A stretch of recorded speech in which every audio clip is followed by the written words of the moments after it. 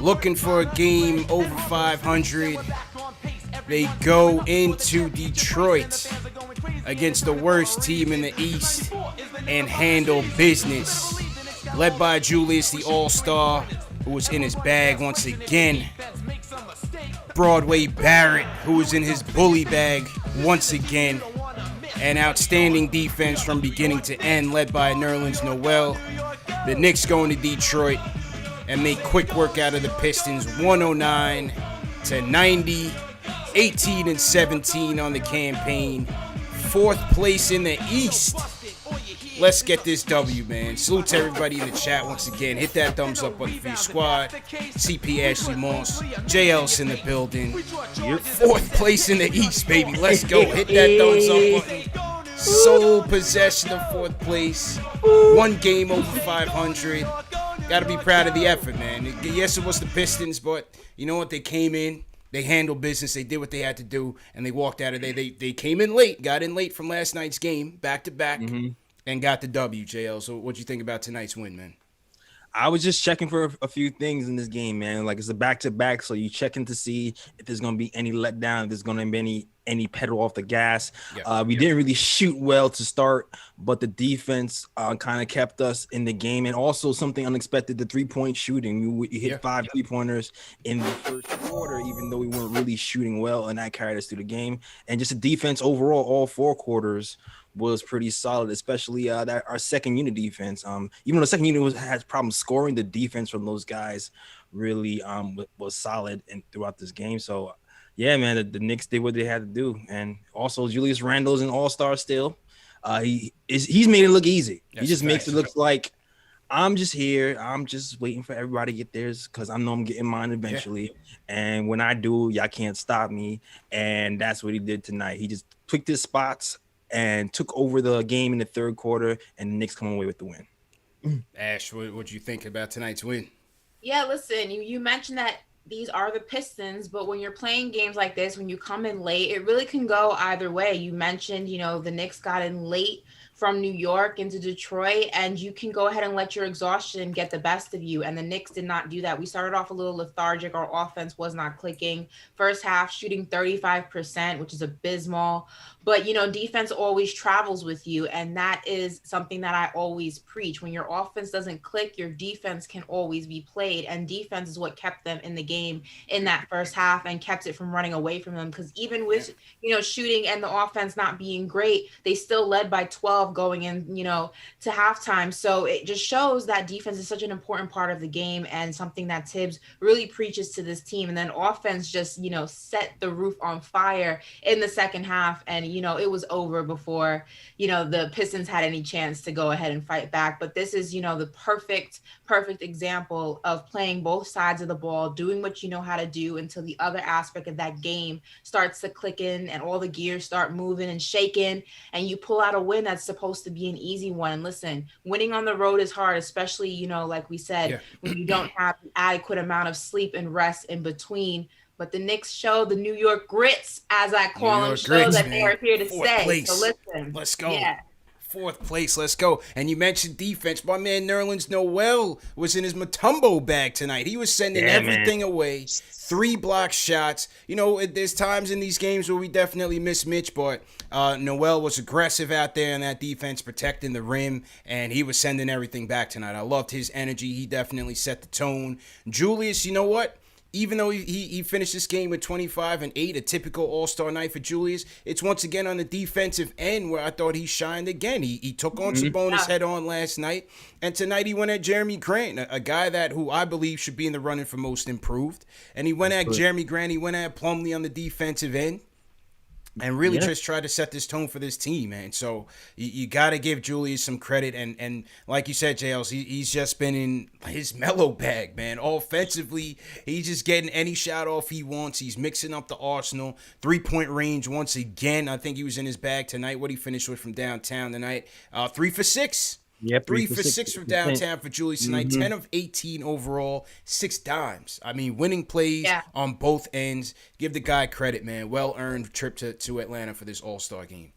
Also, if you notice, especially when, offense wasn't really clicking for him, he was just great being kind of the floor general and Yep. getting everybody involved, getting everybody touches. And I think that also was a big difference maker, because had the game been solely on Randall's back and he wasn't, out there facilitating, offense wasn't really his strong suit in that first half. It didn't really start to kind of get some movement and momentum to it until the second half. So had it not been him just out there realizing that right now he doesn't have it, but let me get the rest of the team involved, this game could have gone differently. And that just goes to show just, how Julius Randle has started to become, inform into the player, the all-star player that we're seeing. And I'm just, I'm happy for it. I'm just excited. This is the moment we're in.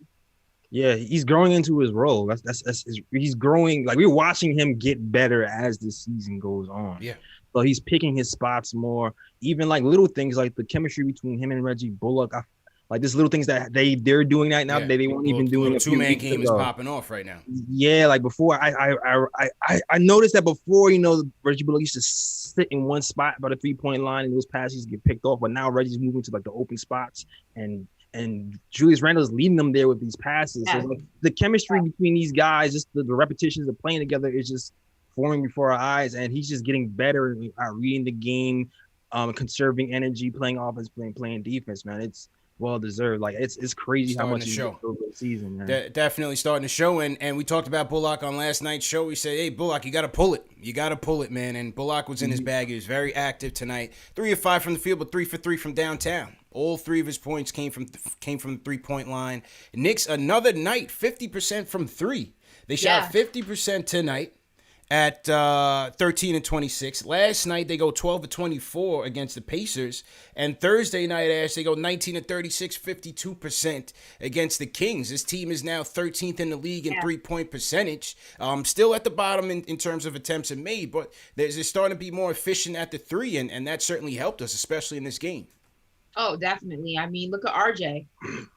Look at my boy RJ. Yeah. I know everybody, was hard on RJ for those missed free throws the other night, whatever. Look at the way he bounces back. I mean, listen, JLS, you don't even know. They were coming for my boy heavy. Yeah, they were coming at him. They were coming at him. And ignoring everything yesterday? else. They were coming at him yesterday?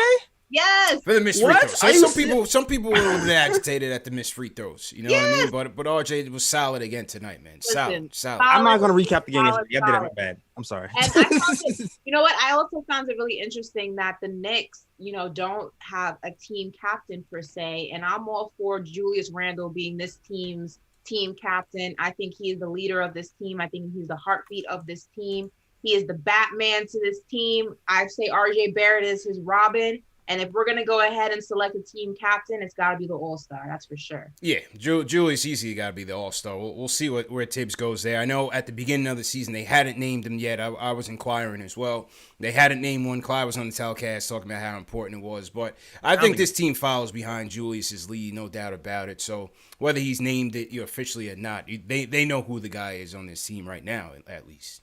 Yeah, that doesn't matter to me. To me, that's just like for show. Facts. Like, if you're in the locker room and the guys who rally around you, the guys who listen to you, like, they know internally who the leaders are without having like an announcement. Like, I don't think it's that important as they're saying. I agree. But on the RJ topic, man, back to RJ, man. Another efficient night, another bounce back night. 8 of 13 from the field, 21 points, 5 boards, 3 dimes, 3 of 3 from the free throw line. I liked RJ's arsenal tonight, man. He mixed it up. He was in his bully bag early, getting to the paint and just executing at will.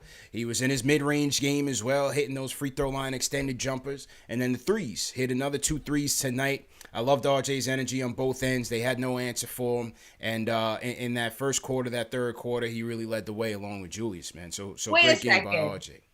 Wait a second. Yeah. The chat is calling cap that nobody was coming at RJ for those missed free throws. Was I reading a different chat? CP, you were here too. Am I making this up? Or was people were nervous that he missed those 2 free throws last night. That's for sure. Whether on Twitter in the chat, people were a little bit nervous that he missed those 2 free throws last night. But it happens. It happens. It happens. And he bounced back today. I could call out the names because I do remember them, but I'm gonna keep that to myself. Okay? I'm gonna keep it to myself. Okay. Good game by RJ as well, man. On the bench, we needed that bench scoring tonight because we didn't know how Tibbs was going to go with the rotations. He ended up going 9, not even 10 deep. So much for 10 deep. He goes 9, but Burks set the tone early off the bench. Finished with 16.7 to 13 from the field, 2 of 5 from downtown. I thought Burks' activity with that second unit was really good and helped, maintain that lead. Yeah, with Derrick Rose into the starting lineup, it gives Burks more of an opportunity to handle the ball more and take more shots, and he's taking advantage of it. I'm starting to see the Burks that we saw earlier in the year when he's just more efficient, more hitting the shots more, and we definitely need it today because Quickly didn't have it in his first half. Yeah. So like when Quickly doesn't have it in the first half, who do you turn to right now? And right now, this is Burks. So it's like Burks and Quickly is really leading the scoring on that second unit right now. So hopefully he can keep this up. And if he does, then I feel like our second unit can be solid throughout. Yeah, for sure. Yeah, definitely. And then, D Rose, going up against DSJ. Shouldn't have been an issue for him tonight. Certainly wasn't. 14 points, 5 dimes, 6 of 14 from the field. So 2 of 3 from downtown. I thought D Rose did well and, got the offense going. So, listen, man, they took care of business. This wasn't a struggle for them at all. They went in, they did what they had to do. Pluses across the board in terms of the plus-minus column for basically everybody. Burks was a -2 for some reason, but basically for the starting 5, pluses across the board, man. This was a statement victory, and they got it done, 109 to 90. Easy breezy, man. That's what we needed. Easy breezy, man. It's still funny that he went 9 deep, man. After a back-to-back, he goes 9 deep and still has RJ, Randall, and Derrick Rose finishing the game down there. I'm like, yo, Tibbs, there's a minute left. Take them out. I know. Take them out. I get it. You're scared. You're competitive. No, don't care how big your lead is. You gonna play this game, man. I was stressed. With a big game against the Spurs on Tuesday, I'm like, let's get a little rest. Let's get a little rest. Like, he doesn't even care. But did anybody else hear Tibbs yelling at Obi? Oh, nonstop. Yeah. Nonstop. You could hear Tibbs from a mile away, man. Nonstop. Tibbs was not having it. Yeah. He was not having it. I felt bad for Obi, man. Yeah. He was getting the wrath of Tibbs. That was not fun. Yeah, we did get to see Obi in a small ball lineup with Randall. Randall playing the 5, Obi playing the 4. They once had IQ and RJ with Burks and Obi and Barrett out there. He was decent. They still had him playing that role in the corner, trying to space it for Randall. Still got his 4 points off, and Obi was decent tonight. That's all I can really say about his game tonight. Yeah, they need more time together. They look clunky to me, to be honest. Yeah. It looked like they haven't played together before. Yeah, for sure. For sure. They have to continue to do that and see if they can build some chemistry and see how they coexist. Sure. No doubt about it. So get the lumps out early. Get the lumps out early, man. Yeah, you're gonna need that later down the line, man. Like if we're talking about playoffs, we're 4th in the East right now. We're gonna need some more reps from Obi and some of these bench players later down the line. So hopefully we're able to get some more reps in as the season progresses. Yeah, absolutely, man. And I'm then gonna hear Tibbs' voice saying "Obi, Obi" in my head tonight when I go to sleep. Yeah, you can hear it all night, man. You can literally hear it. It was all night. Yeah. It was Obi, Obi. Incredible. Incredible, man. And again, overall, back to this team defense. Yeah, it was the Pistons, but I thought the Knicks' intensity on the defensive end coming off a back-to-back was very noticeable and very evident. Last night, they had 10 steals last night, 9 tonight. So once again, being opportunistic. It's not really very aggressive defense, but these past 2 nights, they've been very aggressive in getting after it, and I thought Noel did a great job again setting that tone. Randall as well, Derrick Rose as well. And so Noel, 3 steals to go with the 3 blocks and 11 boards. So he did a great job tonight, man. And then 40 minutes again for Noel tonight. So that was a great job, man. Excellent performance by Nerlens Noel, filling in for Mitch. And yeah, man, what you guys think in the chat? Salute to everybody in the chat once again. Hit that thumbs up button for your squad. CP Ashley Moss, JL 7 Nick of Time Show in the building. Knicks get the W 109 to 90 over the Pistons. Hit that thumbs up button for your squad. We're gonna do a giveaway tonight. Let's do another giveaway, man. So here's what we'll do. For the people, for tonight's winner, right? And the giveaway's going on in the chat right now. We'll give away a Scully for anyone who's in that time zone. If you're in the East time zone or up north, You need one of these to stay warm. This is nice, man. It's a nice palm beanie here with Knicks on the side. Adidas, brand new. Salute to my guy Shells for donating. And then, if not, you'll get your pick, man. You get the Scully or the Snapback. This is a brand new era. No Fulton Street knockoff. No Jamaica Avenue knockoff. Brand new with the tags. You know what I mean? No Canal Street fugaziness. Brand new. This is what we do. Fresh. So, yeah, fill it out. And we'll draw the winners at the end of the show. And we'll see who got lucky this time. All right? 18 and 17 on the campaign. Let's go. Over 500. Fourth place in the East. Let's go. Fizdale could never. Everybody's got to win. Fizdale could never, man. Fizdale could never. That's for damn sure, Jails. Let me salute some super chats before we get to the phone. Salute to oh, I can't see this name here. Salute to Ian Clark. Salute to Ninja Team. Salute to Andrew Belitz. He says, your hashtag 9God hashtag 500, but what he should have said was over 500 because over we're now 18 and 17, Andrew. We are a winning team. We're one up on the column. Correction, What sir. a time to be alive. What a time to be alive. What a time. Steve Verna says Noel is turning into the Haitian Matumbo. That's a fact, man. Noel was in his bag for sure. Yeah, for sure. Salute to all the Haitians in there. Absolutely. Star Through Hoop says the starting five is much easier on the eyes without Elf. The ball movement and game flow is much better, as you said. Hashtag Elf on that shelf. I smell situations on the horizon. I smell situational minutes coming. Man. It's evident. It is absolutely evident. So I appreciate that. I can't see who this person was that said the super chat. I'm having a glitch in the studio here, but he said, time to max Julius. I think we've seen enough. Looking like a young Pat out there with range. Listen, man. But we told you so. At this point, I'm just gonna say it. It might be stupid to let Julius walk out the building. I'm just saying. No, they're not gonna. I'm not even talking about this season. I'm talking about even next season. That might be a dumb decision. I don't see it happening, bro. I agree. Yeah, I don't see it happening. And hey, it is what it is, man. He's playing lights out. So you keep him. You definitely keep him. All right, here we go. Let's get to the phones here from the people tonight. Benji's up first. How you doing, bro? Hey, what's up, guys? Obviously, great win. Feeling amazing. Just want to kind of share some interesting stats. So, entering the game, Randall had made the same amount of threes last year as he did this year, except he's taken 77 fewer threes this year. Mm-hmm. Pretty remarkable. And he was 3 for 6 tonight, so his three-point percentage only went up. Also, the last 3 games, I don't know if you guys have noticed, but we're shooting over 50% from 3. Yeah. So despite being known as one of the worst three-point shooting teams in terms of takes and makes, we're actually getting up there in terms of percentage. I think we'll be over 37% as a team. So we're starting to sort of be a little bit more respectable from a three-point line. And obviously what you guys were saying earlier, Noel has been absolutely amazing. We haven't really missed a beat with Mitch out. That being said, one guy that I'm semi-intrigued about, if we can just add depth in terms of just knowing that Noel might miss some games and Taj, could be injured from time to time.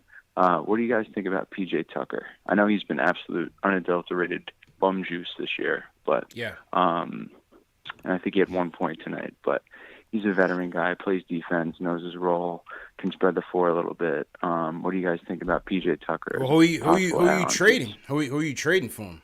Who would you trade for him? I mean, if we can give up, Austin Rivers or, Knox and, just anything that doesn't hurt our rotation players, I would be willing to give up. Okay. All right. Listen, I PJ Tucker would certainly bring a nice dimension to the defense, even though our defense is right up there in the league still, man. I'm not so sure he's the missing piece. We need shooters, man. Give me some more consistent shooting out there. Another big for maybe some depth.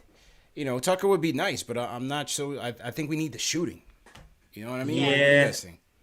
The same. Like I don't know, because he can shoot. He can. He's with the Rockets. Capable. He's with the Rockets, so I mean, it's one of those things. Like, is he just having a down year this year because of their situation? It's one of those. It's one of those things. Same with JJ Redick, man. JJ Redick's not shooting well this year, and he hasn't bounced back yet. Yeah, and he has to bounce back. So you start to wonder, does he have is he having a down year as well because of his situation? It's tricky right now because our chemistry is coming together, and I know we need shooting, but it's weird. It's just tricky to bring in a guy on a down year. Yeah. And then try to implement him into the lineup with guys who are starting to gain chemistry with one another and expect him to like make a difference unless it's like an injury. It's weird. It's a delicate situation, man. Yeah. Yeah, I agree with you, man. I think PJ Tucker has a dope sneaker collection. Like, it's kind of where my opinion just ends. Like, I just feel like he doesn't bring anything to the team. We don't need him. I don't think he's going to make the team better. I think defensively is not our issue. We need shooters. I think Tucker can shoot. Will he be able to shoot on the Knicks? I don't know. That's the thing. Like, it's hard. Like, JLS, just said, bringing somebody in on a down year is hard because you don't really know if it's just a bad season. You don't know if you could trust it.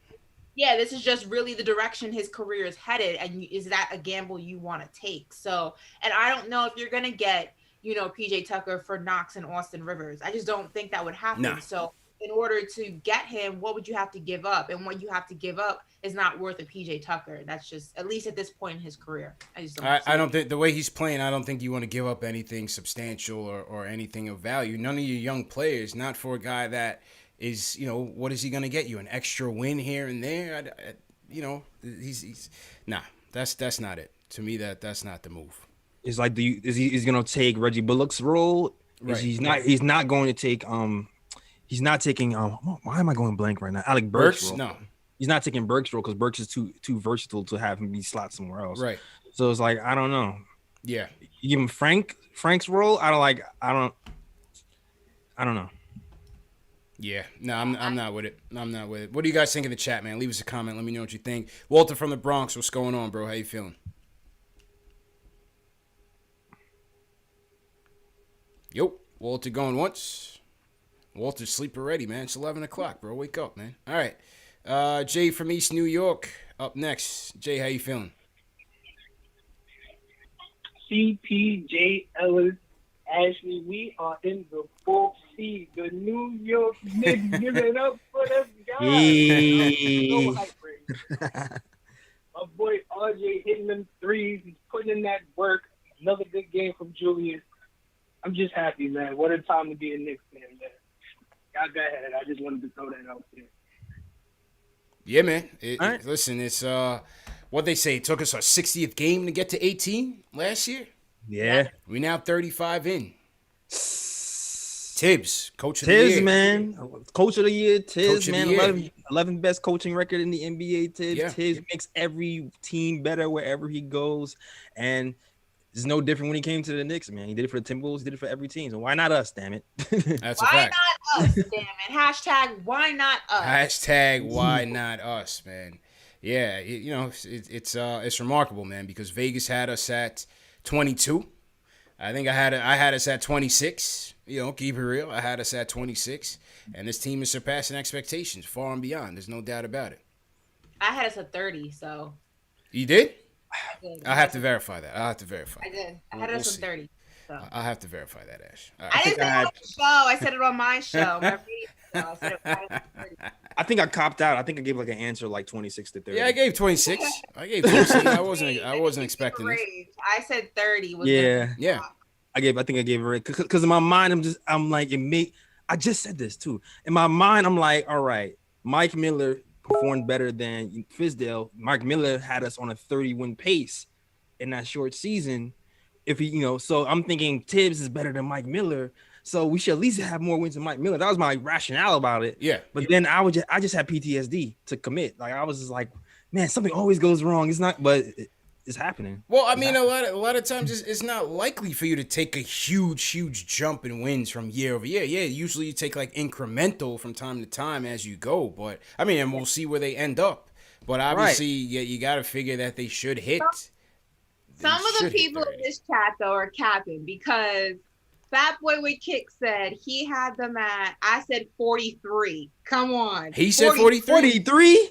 He said he knows he's not playing 82 games this season. Fat Boy said 43.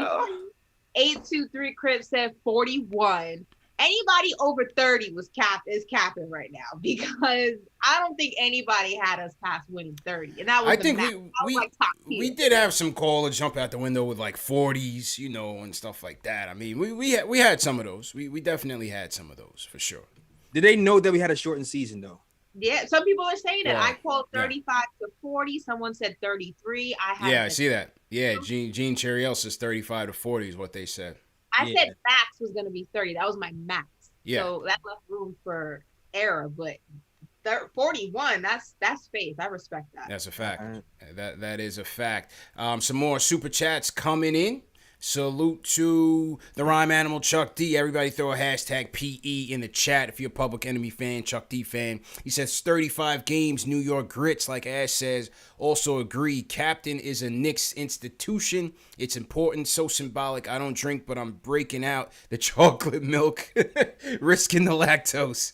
Julius the Nick Messiah, our God, reminded me of Willis Clyde in second year under Red Holzman. And shout out to Jay Boogie, who gave him the Julius and the Black Messiah reference yesterday, JL. So you missed a classic Jay Boogie sermon last night for sure. Oh, that's why someone hit me talking about make a Julius Randle Black Messiah. Yeah. I was like, where did this come from? Yeah. I think he sent some positive juju to the guy who backed her really in Judas and Black Messiah, because he won a Golden Globe today. Oh, he did. All right. No doubt. All positive vibes, man. But appreciate you, Chuck. $50 super chat, man. And it's good to see these guys bouncing back. Omega Supreme says, missed the game tonight, but happy we are alone in the fourth spot. He says, Ashley, your Cowboys are trash. And shout out to Chuck D, the Rhyme Animal. No doubt. It's not even football season. What are we doing? We're talking about the Knicks. Hey, they paid for the comment. I got to read it, but I agree with the guy. I agree with him. I agree with him. Man, that was a shot. Okay. Yeah, that was great. If CP started that comment, I don't even know if he can have that function. Start comment, but I know he started. Let's hear from Angel from Philly. Angel, what's going on, bro? Hey, what's going on, CP? How you doing? Hey, Ashley. Hi. What's going on, bro? How you feeling, bro? Hey, Liz. I'm doing good, bro. Listen, it's really a good time right now. I'm just so happy that the Knicks are winning right now. And before I get to my point, CP, I definitely ordered that hat. So I definitely got to show love, man. And I'm letting you know I'm holding it down from Philly. No doubt. Hold it down, bro. I still need the cash app because I still owe you on the Randall trade. But, hey, man, as far as the game, I'm just happy that we won. This team is mentally tough, man. All we need is shooting. And, as far as Randall, obviously he's consistent. And how about RJ, bro? I mean, RJ, he missed those 2 free throws, but hey, he got right back on the next game and said, you know what, I'm going to keep being consistent. And, we're looking good right now, bro. But, we're going to have to see what happens because, when you look at the schedule for the second half, we got a lot of playoff teams. So we're definitely going to need shooting. But go Knicks, and I'll speak to you guys next time. Thanks, bro. Appreciate it. Appreciate it, bro. Yeah, you know what? And that's even more important, even more reason why you got to win these games. Even more reason why you got to win these games, these gimmies, so to speak, even though, there's no such thing as a gimme in the NBA. But the teams that are, clearly not up to your level. And they went in, and as he said, with mental toughness, coming off a back-to-back, coming in late, and they were well prepared, and they executed and took that victory. Yeah, man. To be a great team, you gotta at least take care of the teams you're supposed to take care of. There can't be any let down games, And when you lose to these bad teams, that's what you call mediocre. But if we're trying to ascend to the next level, we have to beat the teams on our level, and we definitely have to smack the teams who are below us. And today we did that, and we have to continue that moving forward to get where we want to get to. Especially considering the second half of this schedule is going to be a little bit brutal. Man, it's gonna get tough, man. Go ahead, Ash. No, that's exactly what I was going to say. I mean, after the All-Star break is really when things get real. You're really pushing now to get into those playoffs and get a good position in the playoffs. And with this team, nobody's expecting us to go ahead and win the chip. I don't think any of the fans are expecting that. I think we are, though, hoping that we can go ahead and get in the playoffs in some position and just get our feet wet, get those guys the experience needed, because the game changes when you're in the postseason. things are a little bit different. The refs usually let you play more. The game slows down. It gets a little bit more aggressive, and there's no experience like actually being in it. You can watch the film all you want, but unless you're playing in the playoffs, you don't know what it's like. And that's what we need with this culture that we're building. We want to build a winning culture. And in order to do that, you got to win games. And when you win games, you get rewarded by going to the playoffs and playing those really good teams and playing the teams that are, the favorites to go far. And, whatever you can do in there, all that does is add to your resume, if you will. All that does is add to the experience that's going to be under your belt. And I just think that when this team really gets that experience, the next season, the following season, we're going to see a whole different team. And that's the kind of trajectory you want. You want to just keep getting better each season. Yeah. And you do that by competing against some of the best teams in the NBA on the top level. Hopefully they can build on it. That's what you could hope for, that they can build on it. Super Chat came in from Legal Center. He said, RJ had a decent game. He's starting to impress me a little bit now. He says, Peyton Hive. Ooh, Legal Center. I don't know if you could go back to the chat tonight, man, because, he's part of the Peyton Hive. Okay. Well, we'll see. Part of the Peyton. Oh, now everybody's impressed, but okay. I already knew this was going to be back. I didn't know there was a Peyton Hive. Okay. All right. Let's see. There's a little bit. It's a small hive. It's very small hive. It's a small hive. How many people in the hive? It's like three bees in there. Yeah. And they let you know in the comments after the show's over, too. They let you know, man. Like, it's like, stop talking about disrespecting Peyton. Yeah, exactly. Fat Boy with Kicks says, get them likes up. Ash, time to activate CFan TV. Let's get those likes up. We got 2,200 people in the chat right now. It doesn't work when you say it. I know. And only 774. Ash, go ahead and let them know. Guys, come on. There's over 2,200 people in this chat. We've won 3 games in a row. Yeah. I need to see more. One game over 500. One game over 500. We're 4th in the playoff seeding. Come on now. I need to see more excitement from you guys. I'm not feeling the love. I'm not feeling the energy. I'm not feeling the vibes. I need more from you. Come on. Like, this is all Let's I go. ask. Thank you. The snapbacks are riding on it, man. So let's go. Make sure you guys are signing up for the giveaway tonight. Dave, make sure you get the form out there. Let me know when you do so I can pin it to the top of the chat. Let's get those likes up. Hit that thumbs up button for your squad. And, back to the phones. Let's go to some new people, man. Let's go to Mississippi. Brandon is in the building. Brandon, what's going on? Hey, what's up, CP? What's up, JLS? What's up, Ashton? Hey, how you doing, bro? What's going on? I'm doing good, man. I just want to say, first of all, I appreciate you guys, what you guys are doing. I mean, I live in Mississippi. Not a lot of Knicks fans here, not a lot of basketball fans here, first of all. It gives me a platform to come out, listen to y'all, listen to some good takes, I just appreciate it a whole lot. Yo, how does a Knicks fan end up in Mississippi, man? We gotta hear your story, bro. What's going on? Hear my story? Okay. I was born here in Mississippi. And, I mean, to be honest, I didn't start watching basketball until about, 2013. I honestly have no idea how I became a Knicks fan. Maybe it was on 2K. I love Carmelo Anthony. I love 2K? Nice. And it got me hooked. I've been a fan ever since. I watch every game. Nice. Stay mellow, man. No doubt, bro. What you think about tonight's game? Man, tonight's game was great, man. I mean, when RJ makes his threes, his corner three-point shot has got – Whenever he used to shoot it, I was like, no. But now I'm like, okay. Yeah. He might make it. But, I mean, I'm very positive with the way Knicks are going. I mean, I've never been like – I'm not an emotional person. Like last night, I was up screaming, yelling at the TV against the Pacers. It never would happen in the past couple of years. And, I mean, these Knicks, the way they play defense – I'm a big NBA junkie, first of all. So I'm watching the Sacramento and Charlotte game right now. Halftime score is like 70-70. So that just makes me appreciate the Knicks defense a whole lot more than I do. True story. Mm-hmm. Yeah, true story, and man. I mean, Obi Toppin, I love Obi Toppin. I hear a lot of potential. Yeah. And John Collins talk, I mean, I can see that, but I'm not so positive. But, I mean, if he turns out like a Miles Bridges type, I mean, I think that'd be great for us. A rim rolling big that can shoot every now and again, make some couple plays off the dribble. Yeah, I hope so, man. Appreciate the call, man, and good luck, man. Salute to everybody out in Mississippi. We got Knicks fans all over the place, man. Mississippi checking in. He said the Knicks tape squad was his squad, man. 2013, Melo and J.R. Smith. And, that's a good time. Yeah, that's a good time. It was a great time. It's a great time to be a Knicks fan. Yeah. Yeah, man. That was No that doubt. also was what a time to be alive. Yeah, absolutely. Gideon from Long Island, what's going on, bro? Oh boy, what's going on, bro? Yep. What's going on? How you guys doing? Great win for us. Our defense was locked in. We slowed down Jeremy Grant. Yeah. It was supposed to be the Dennis Smith revenge game. He was garbage tonight. Our ball movement was great. Our spacing was great.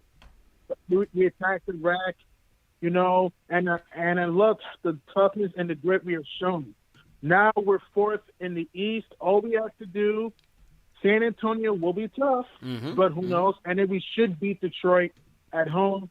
And, you know, if this team makes the playoffs, especially with the second half of the season, they really earned it. They earned it, yeah. This team has shown heart and grit throughout the whole year. R.J. Barrett taking the next step. Julius Randle has been fantastic this year. Alec Burks been consistent as of late. You know, Quigley has been underrated this year. Noel blocking shots. You know, this team has been very tough. And Thibodeau, he's given us, the right game plan for the players to buy in, and that's what we want to see. So, yeah. Agreed, man. Appreciate the call. Yeah. Good takes. Good takes, Shales. And yeah. I think, look, man, if this team is going to make it with the schedule that they're looking at in this second half, I think you're going to see, obviously, Julius is going to play his part, but it's going to be RJ, man. RJ is key to this thing. RJ, I would say Derrick Rose, and you're going to need some consistent scoring off the bench. So between IQ and Burks, they have to deliver on a nightly basis for this team to maintain consistency and get a good playoff spot and make it into the tournament. No, yeah, absolutely. Everybody has to fill out their roles. Like at this point, we already know what Julius Randle is going to give you. Kind of book it. Like he's going to give you around 20. He's going to give you the pass. He's going to create double teams. He's going to create easy shots for other people. But the other people have to step up and actually make those easy shots. And if this guy's going to be playing 40 minutes a game, other people just also got to step up and make plays. Allow them to take a break, take some plays off, and hit some clutch shots as well. So, right now, it's all about growth from within, man. I know people. Some people might want to get some pieces in here, but right now the way we're growing within this season is pivotal for us. And continue growing in that direction. That's what I'm with, bro. We should be fine. None of these names are attractive to me right now. We just heard Oladipo just turned down a 2-year, $45 million deal with the Rockets because they and what Woj said. He didn't say there was active interest with the Knicks. He said that he listed the Heat and the Knicks as teams who've had interest, and we knew that. That was not new. Yeah, we already knew that. It's like old news of recycling. Yeah, you know? It's old news. But these names just don't excite me, man. These names just don't excite me. I also don't like the fact that reportedly, after the Heat went ahead and eliminated the Pacers in the playoffs when they swept them, it was reported that Oladipo came up to some of the guys in the Heat and said, I want to play. Did you believe that? I mean, it was confirmed by some players who won't be named. That it was said in a joking manner. It wasn't meant to be like a serious thing. It was, one of those like, yo, I got to come play with you guys kind of thing. But I think also it just speaks to, a culture thing, and you never want your guys on your team when things don't go the way that you want them to or you expect them to. You never want that kind of conversation to transpire right after you get swept. Maybe down the line, maybe if you run into them in the off season and you guys are kicking it, in Mexico somewhere, and you're like, yo man, I gotta come play with you guys because what's happening in here. But you don't want that happening right after you just get swept. And I think with the Knicks, one of the things that is so impressive about this team and that I really like is the culture and the chemistry of these guys. I think they really enjoy playing with each other. I think they really respect each other. They seem to have a camaraderie with each other. Yeah. And I think it's very, you can change a lot with a team. You can change who plays what position. You can change who has what minutes and, what in the rotations and things like that. But the chemistry of a team is very, very hard to create. And it's very, very hard to get back once you lose it. And I think you don't want to mess with the chemistry of this team because we finally have a team that is fluid and it works and it clicks. And I don't want to do anything that's going to harm it. If it's going to help it, sure. But I don't think something like that's going to help it. I'm with that. Hang on. We got breaking news going on in the chat. We have just received a $100 super chat from none other than Lloyd Banks, in the building. Okay. Everybody throw a G unit in the chat right now to salute Lloyd Banks. We got Chuck D, we got Lloyd Banks, we got two of hip hop's finest in the building. Where else do you get that but KnicksFanTV? Hit that thumbs up button for your squad in here. Different eras. This is up. That's a fact. That is a fact. That's a fact. Yo, appreciate that, man. Appreciate that, Banks. Always appreciate it. And definitely appreciate the support, man. For sure. 100. $100 super chat, man. Appreciate that. And JL, so you were saying something on the Oladipo topic, or should we go to the phones? Yeah, I mean, my only thing is just Oladipo is a good player, right? He's on a good night. He's right now he's averaging like 20 points a game. But my biggest trepidation with Oladipo is he just operates in the same spots that RJ. Yeah. Does. So it's kind of almost a little bit redundant. I feel like it's a redundant piece, man. Yeah. Yeah. And a less durable piece. Yeah. That I don't like. I don't like that you got to trade for and then pay. That sounds like the old Knicks.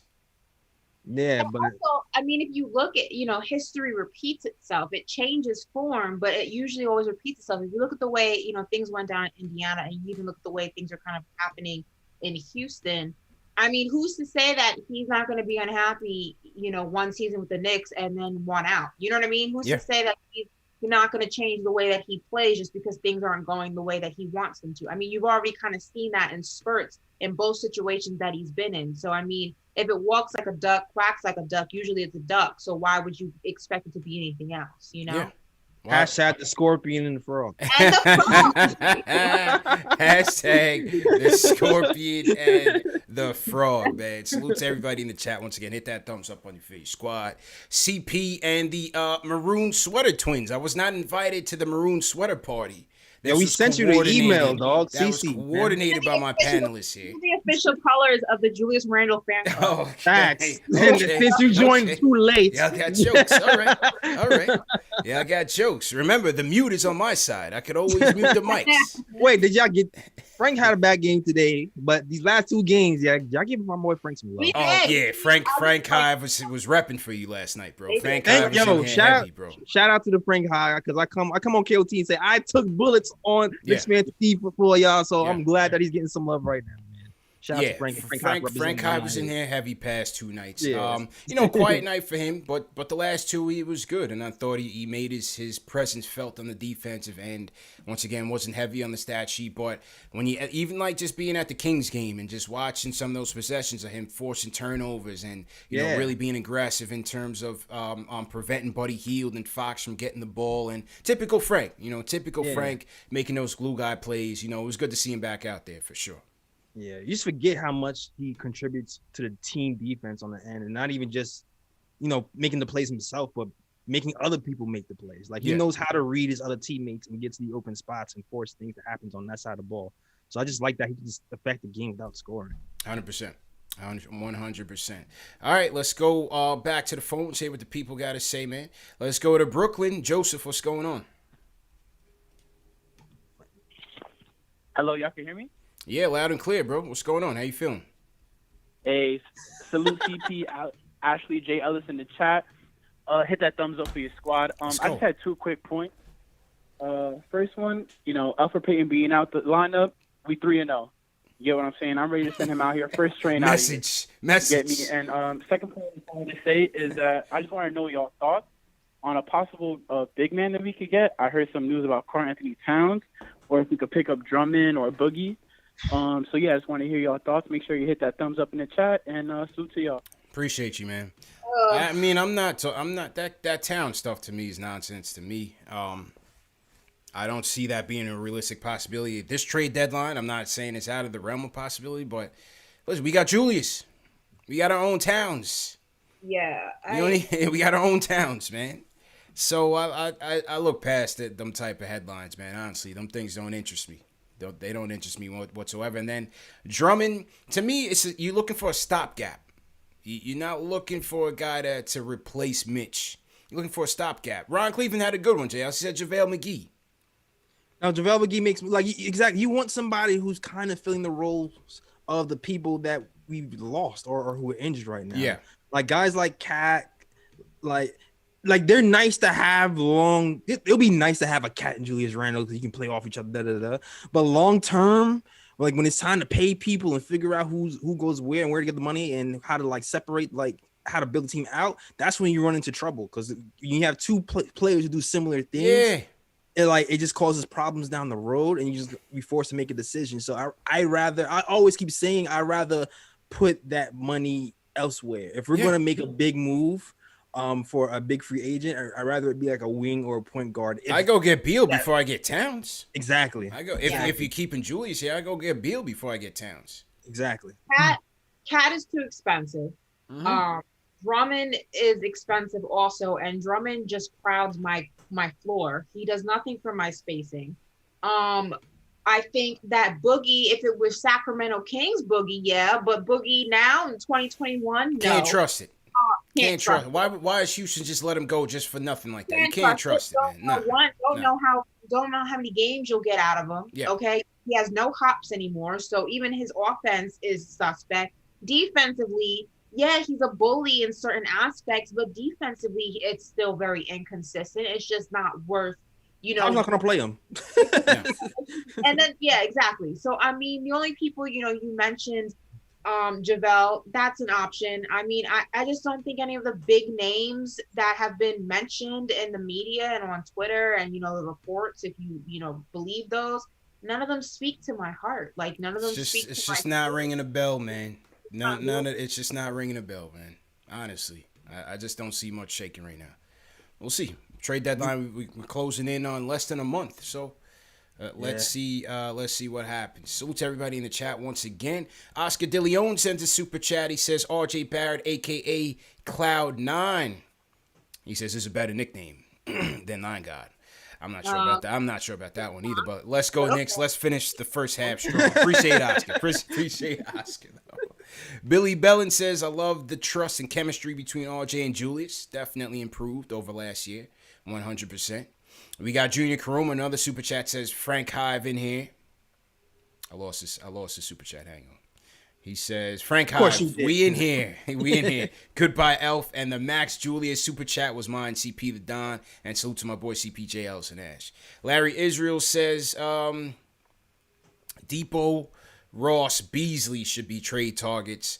Otherwise, trade Peyton and Rivers for whatever you can get and wait until the offseason.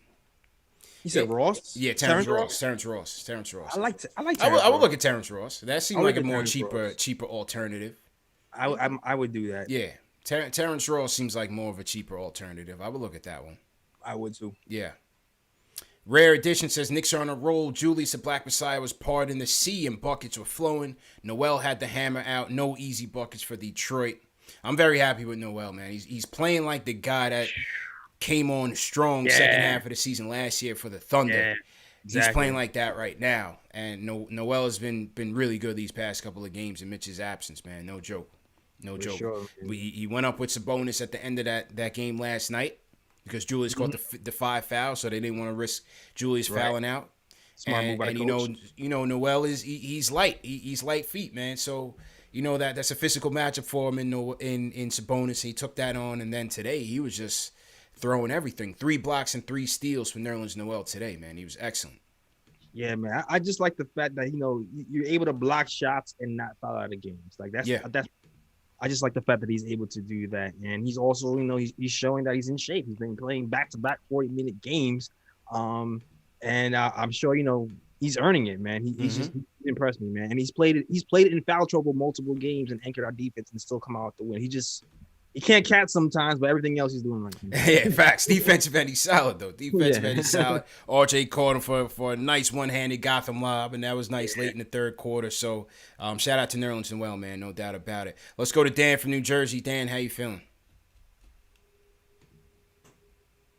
Okay, can y'all hear me? Yo, okay, man. What's going on, bro? How you feeling, bro? Happy Independence Day, man. I'm not sure if you're Dominican, but happy Independence Day, bro.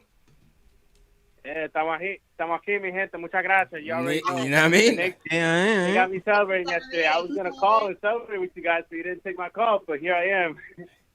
Yeah, no doubt, man. Here we go, bro. Let's go. Nerlens Noel, he's been showing up. He's repping the island right now. Yeah, that's facts. Love it. That's facts. Back-to-back 40-minute games. Like, people on Twitter, they're not looking at the full picture. They're saying, oh, Knicks fans are so happy because they're 500. They're a mediocre team. But you got to look at the fact that we got the lowest payroll in the league. And we are up there, 4th place in the East. With all these assets, all these draft picks. We got all these young guys. We got Julius Randle, an all-star. We going up, baby. We going up. Let's discuss that. I'm going to hang up. I'm going to listen. Thank you, guys. Rip MF Doom. Thank you. Yeah. R.I.P. MF Doom, man. Great call, Dan. Appreciate you, bro. Appreciate you. Listen, they're doing a lot with a little, J. Ellis, man. This team, I did not think this team, like I said, I put 26 wins. I did not think this team, first off, you couldn't have seen the improvement on the defensive end alone. Forget record, bro. Forget record.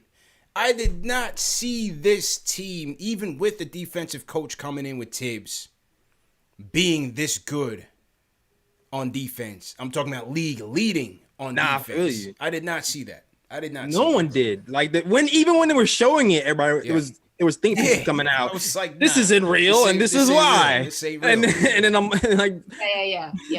months into the season, we're still number one. It's like, okay, well, all we have to do now is have our offense catching up, and you're looking around, and slowly your offense is starting to catch up too. So we're looking serious, man. And we have cap space, and we have picks, and we have options, and we have Dallas drama on the other side, River. So everything's going right for us. We're looking good right now, man. All I know is Dallas makes that move to trade KP. I'm pulling out all the receipts. They're on standby for everybody saying that for the cancer that destroyed the unicorn, and we didn't know how to develop talent. And, the Knicks are this, and it's not KP, it's the Knicks. And now y'all see, we tried to tell you. And not only that, their haul better be better than ours. Because if they don't get LeBron James back, Bradley Beal. They got to get Bradley Beal in the program. They got to get Bradley Beal. The receipts on standby, Dallas. I'm coming for you. Yeah. 100%. 100%. Exactly. Man. If you get Victor Oladipo back, then I'm clowning you. All right. That's a fact. Salute to everybody in the chat once again. Let's get those likes up. Where are we at right now? We are at 1176. Listen, we got these snapbacks are going. The snapbacks are going to be given away in 10 minutes. Let's get those likes up. Let's get up to 2,000 likes. Let's break the record and show some support here. If you guys are new in the chat, leave us a hashtag new. We'll shout you guys out. J. Ellis, you missed Ashley's rendition for Young Simba last night.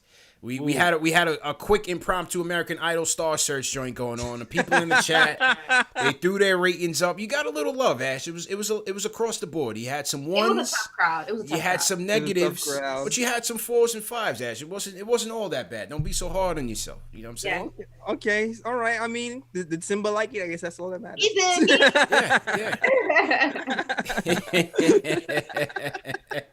Nah, it was funny as hell. It was funny as hell, man. So I think the was a little off pitch, but I brought it back home. Yeah, that's it.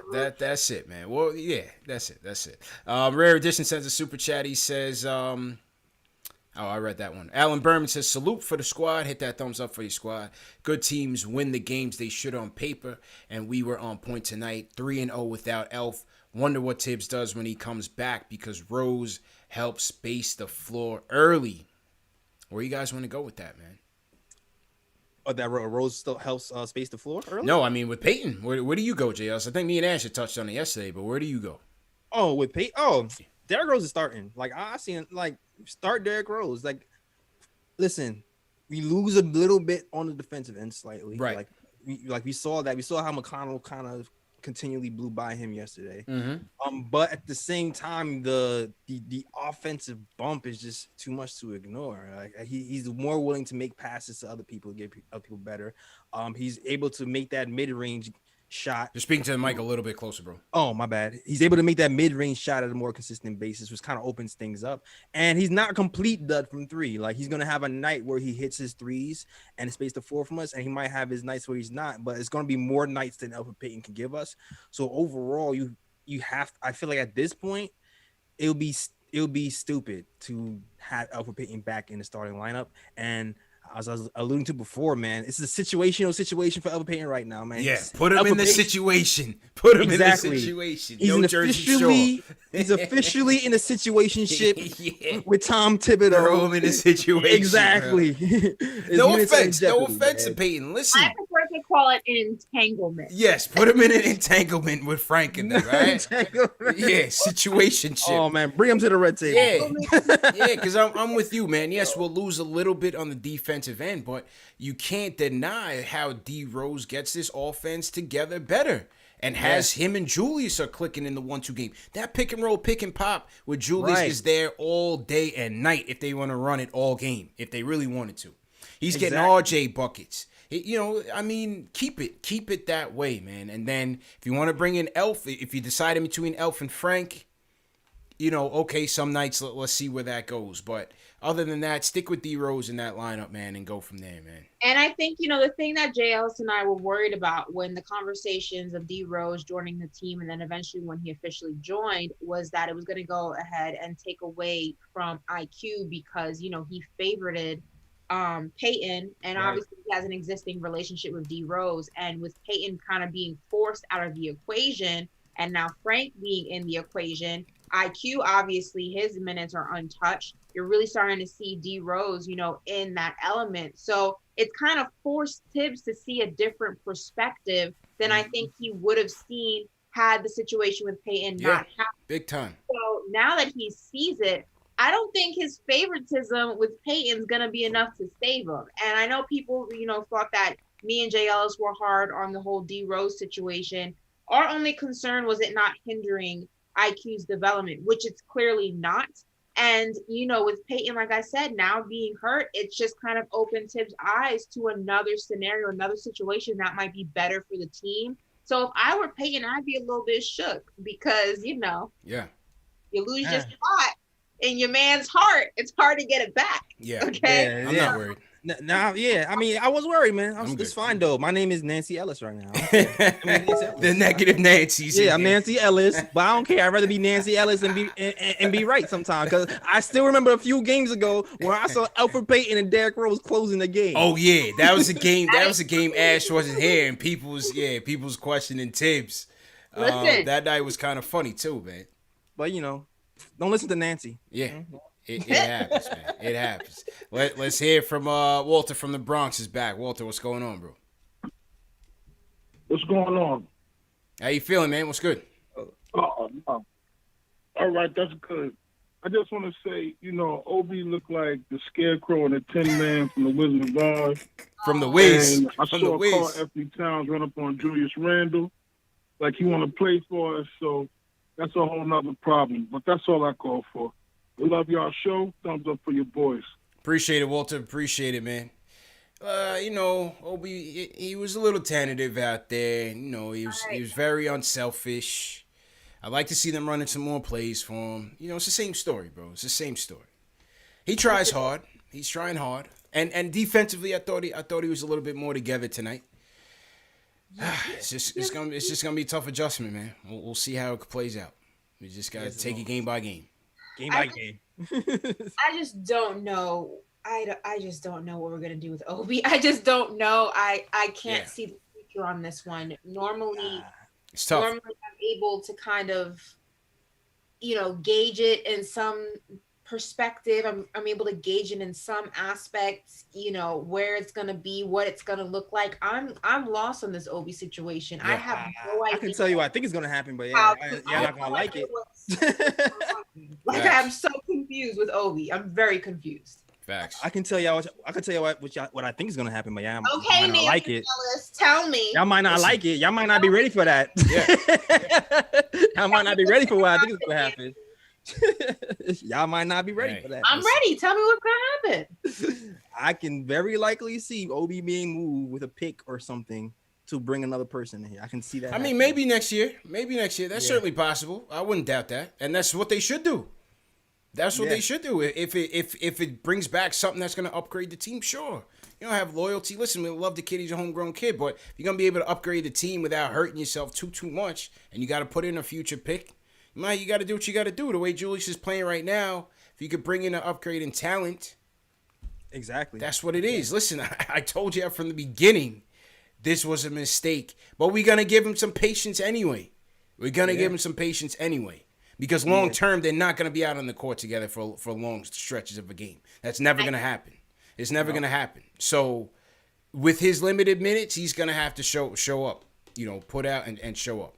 And I don't know. See how it goes, man. I don't know if it was 100% a mistake. I think it's still too soon to make that call. But I do feel like, obviously, look, it's unfortunate for Obi. There's a lot of things stacked in, against him in this season. Obviously no summer league, the training camp situation, there's no practices. I mean, there's a lot of things that are stacked in not in favor of Obi's development. So I will give him that he hasn't had the easiest rookie season. Then he was injured. There's a lot of things going on that probably if things were normal, if this was a normal season, he would not be dealing with this. And we possibly could be seeing a different Obi right now.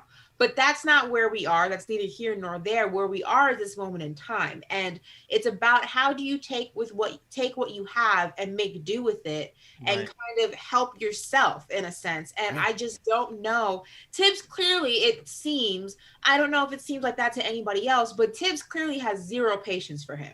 Like it just comes across. You gotta be ready. You gotta be ready. This is Tibbs. Yeah, this is Tibbs. You got to, 19 points tonight, most of it in garbage time. You got to be ready. IQ is ready to go from day one. He's in there. He's playing like a vet. He's in there with the vets. Obi, again, we're not going to go with the training wheels, man. You're going to get a couple minutes. Yeah. At the earliest sight of distress, you're out. Even when you're playing well, you're out of there. Because him and your all-star MVP play the same position. They're never going to be out there on the court for long periods of time because defensively, you're going to hurt yourself. You're going to burn out Randall at the 5, and Obi's just not right there. He's just not there on the defensive end. So, mistake might be a stretch. But all I'm saying is back to our original conversation, there were other positions of need. Teams with depth do that with Randall and Obi. Teams with needs, you go get Halliburton, you go get Vassell. You know what I'm saying? You could have had Halliburton and quickly and still been straight. Yeah. To Obi's defense, though, I don't know if part of the fact that IQ was ready to go from day one has to do with he comes from one of the best conditions, one of the best programs in the country. Obi does not come from that. Yes, he's played more college years than IQ, but he doesn't come from that level of a program. So that makes a big difference in a player's development. And essentially, IQ kind of already did his rookie NBA season. Kentucky is no joke. I mean, the guys that come out of there are ready to go from the jump. So that's not 100% fair to say, but one of the strong selling points of Obi was that he was supposed to be NBA. He was supposed to be ready. But to IQ's credit, IQ plays at a position of need for us in an area of strength of weakness in terms of being his 3-point prowess at the guard position. We didn't have that. You know what I'm saying? So Obi's a redundant piece for Randall right now. And again, because he doesn't give you that flexibility, he's not a typical stretch 4. He's not a stretch 5. He's not a lockdown defender by any chance. You're going to get them in limited time frames right now. Exactly. And that's going to be the challenge. And then the other part of that, too, is Julius is 26. Yeah. So, you're going to get, I'm at this point, I'm ready to say it's real. And I feel like it's going to be real, especially if you have Tom Thibodeau and these Kentucky guys here coaching. I don't think they're going to let him slack up. You know what I mean? Mm-hmm. So I feel like it's going to be real. And it's people scour the league for a guy who can shoot over 40% of 3, plus post up, plus make everybody else better, plus, do all these things that Julius is doing. People crave that on their team. Yeah. So so for us, if we trade him away, that's saying that we think Obi can at least do that bare minimum. But it's if we don't think Obi can be that level, or if we think it's a chance he might not be, it might not even be smart to keep Obi long term.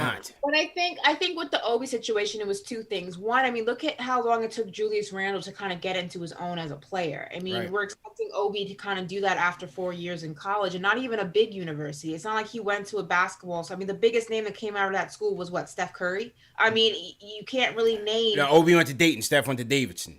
Dayton's Ohio. Yeah, Davidson. So wait, who's the biggest person to come out of Dayton? Right. And it's not even it's not the biggest program but on top of that, Julius Randle's previous season with the Knicks was not what we expected. So I think, the front office is looking at it from a perspective like they had no idea what Julius Randle was going to be. They had no idea that this is what he was going to look like coming into this season. So they kind of drafted what they thought the future was going to be. And it's just unfortunate that so many different things, so many different scenarios and, things were to his detriment and to his development. It's just not, it just messed everything up. The only difference is Julius really didn't have a person that was really blocking him with the Lakers. You know what I mean? He started a lot of games with the Lakers. This is a different situation here.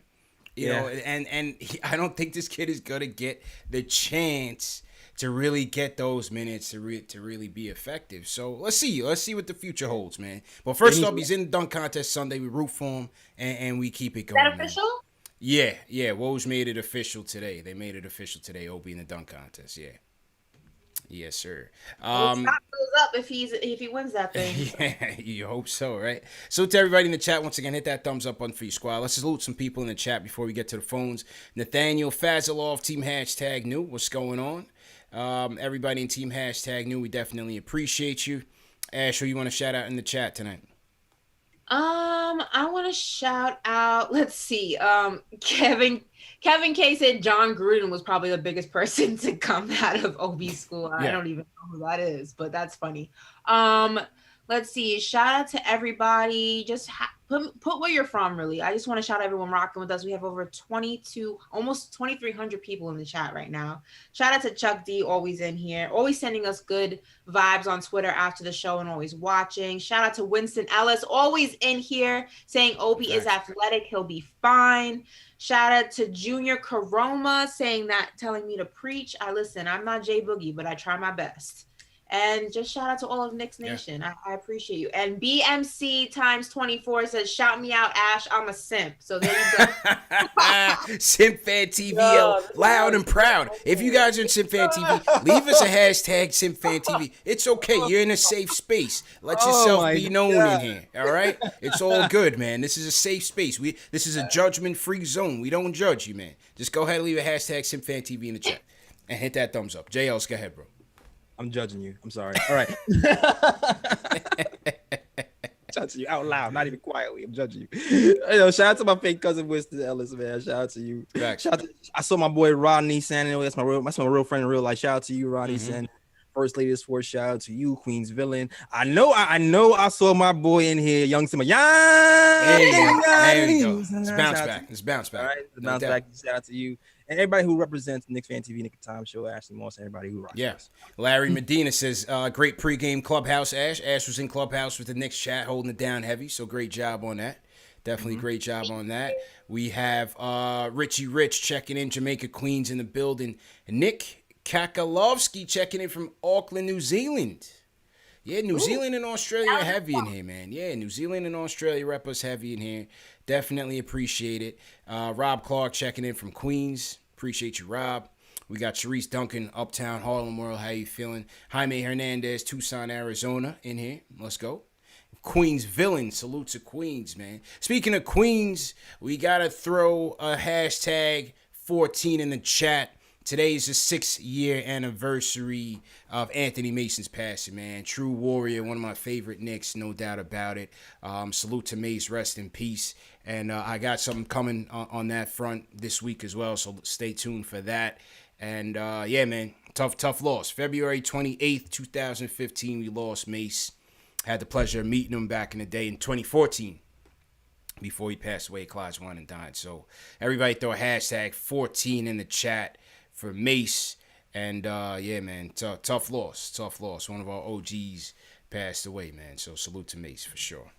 And to everyone in the chat, I was joking about not knowing who John Gruden was. It was sarcasm. Everyone just we know that. Relax. It was sarcasm. It was a joke. Absolutely. Hey, you're a Cowboy fan. You got to know Gruden. Chill. Like, come on. It was a joke. Everyone knows who John Gruden is. Come on now. That's for sure. Let's go to Vietnam. Greg, what's going on? Hey, guys. What's up? What's going on? How you feeling, bro? What's going on in Vietnam today, man? Good morning, bro. It's right about the afternoon. Yeah. I'm doing good. I just wanted to say, hey, man, we we above 500, man, and that's great. We got an all-star. I want to say a personal thank you to you, CP, because I couldn't even call a few days ago because I was emotional seeing you at the Garden talking to fans after the game, because I know it was only 2,000 fans in there, but it was live. You know, not to live, get way man. too into it, but obviously COVID has been bad around the world, but it's been worse in some places like America. And for instance, in like Vietnam and New Zealand, we've handled COVID very well. And don't want to get into it, but the long story short is Vietnam has closed their borders to foreigners, which means I could go to the United States and visit my family and my nephews and cousins and brother and everybody I miss and go to the Garden. But then I wouldn't be able to get back in. Wow. You know what I mean? So this is the longest. I haven't been to the States in 2 years now. It's not going to happen this summer, maybe by Christmas. So for the expats who are abroad, you know, watching and listening to your channel, seeing people out and about actually at a game was really inspiring, because it means maybe at least you're on your way. America's on its way hopefully. to getting the lockdown on COVID, and then we can, you know, go home and visit. Hopefully, man. You know, so I just wanted to say the power of media and image and photography and video is important. Yeah, I hear you, man, and hopefully, I definitely appreciate the sentiments. Hopefully, you could get back home, man, and see your peoples for sure. Yeah, Definitely. for real.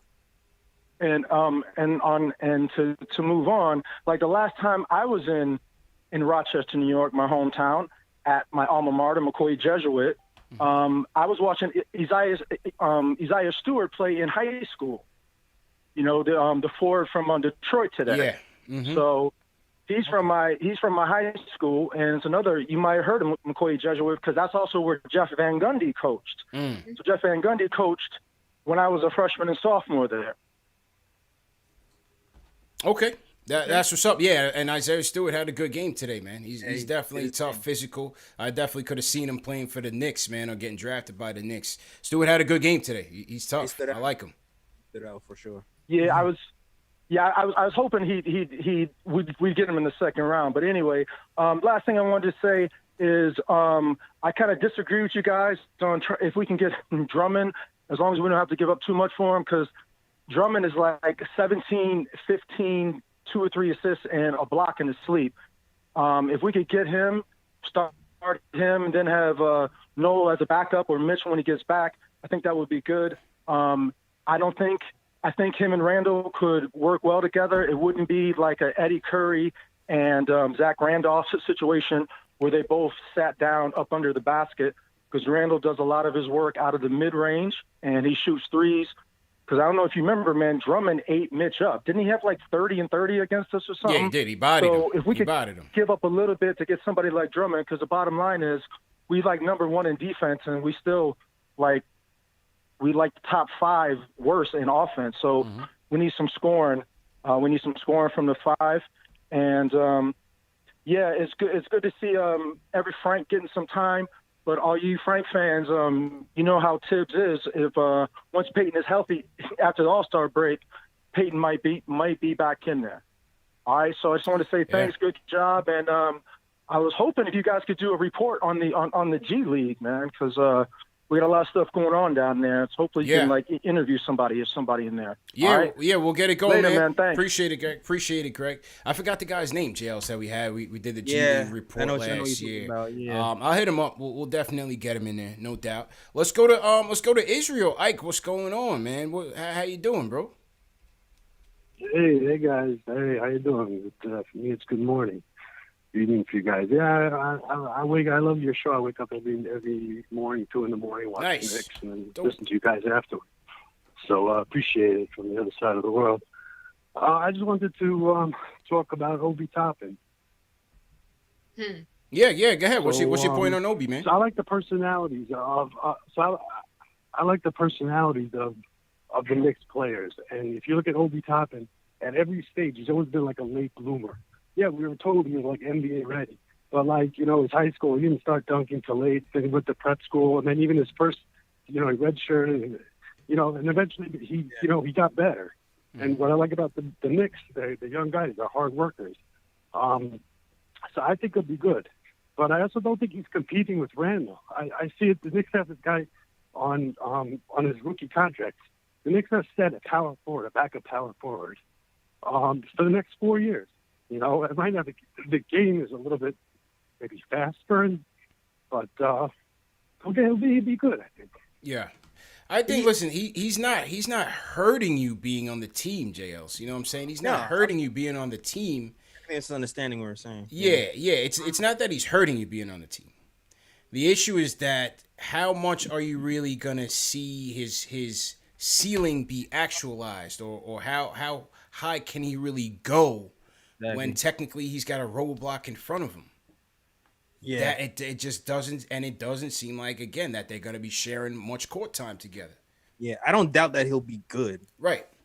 That's not what I'm saying. It's just that I'm not sure if he'll be good here because of the personnel that we have here already. Yeah. That's what I'm saying. Like I think if he's moved, I think if we move him, it would suck because it's gonna be one of those things where, like, I feel like he's gonna blossom if he gets the roadway. If he gets the roadway to get the minutes and to get the playing time, I feel like he's going to blossom for sure. But with Julius Randle here, it's not. I don't know if that's going to be difficult. It's a difficult situation right now. But listen, we hope the best for Obi, man. Every time he comes in, I'm waiting for him to break out. I'm waiting for him to shine. I'm waiting for him to dunk on somebody. I'm waiting for him to attack the basket, draw some fouls. How many free throw attempts did Obi have tonight? How many? I don't think he had any, did he? None. Yeah. 0. Come on, man. It's run kind some of plays like for the kid. It's also like Obi looks like he's about to do something, and then it doesn't do. It kind of reminds me of like Cam Newton now. How like Cam Newton looks like he's about to just throw a freaking bullet down into the end zone, and then he slings his arm back, and the ball goes like 3 yards. Like it's just like womp womp womp. It like revs you up, and then it doesn't deliver. Yeah. Like it's almost there, but it's not there. I'm not gonna kill him either because it's not like he's getting a bunch of minutes. Like there was a stretch where he played well for these few minutes, and the minutes he played today with Randall and the rest of these guys, like first of all he played more minutes today, but he played a lot of those minutes with Randall, and it's like I feel like he didn't know where to be on the floor because it's early, it's new for him. So there's half of the minutes he's spending with his regular squad, and half the minutes he's figuring out how to play with like people he usually doesn't play with. So, but also, let's be real. Every time he was looking for the ball for Randall, he was clearing it out on him. Every time Julius was moving him away, he wasn't even giving him the ball. They don't give him the ball. They don't run plays for him, bro. That's what I'm saying. Like his job is stand in the corner. In the corner. And if the play breaks down, you'll get your dunk or you'll get your rainbow 3 on. That's it. When Randall's in the game, he's the corner guy because, like I said, if we're gonna post Randall versus post Obi, who you posting? Yeah. And you much rather post Julius. Obi can't post up Ish Smith right now. Right. So that's gonna be his role with him, with Randall in the game. He's gonna be the spot up 3 guy garbage man.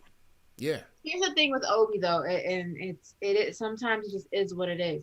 He's got to be aggressive because Tibbs is not going to hand him anything. If the touches that he does get, he has to make the most of them. It's as simple as that. And even with the few touches that he does get, he doesn't always make the most of them. He looks like he's about to.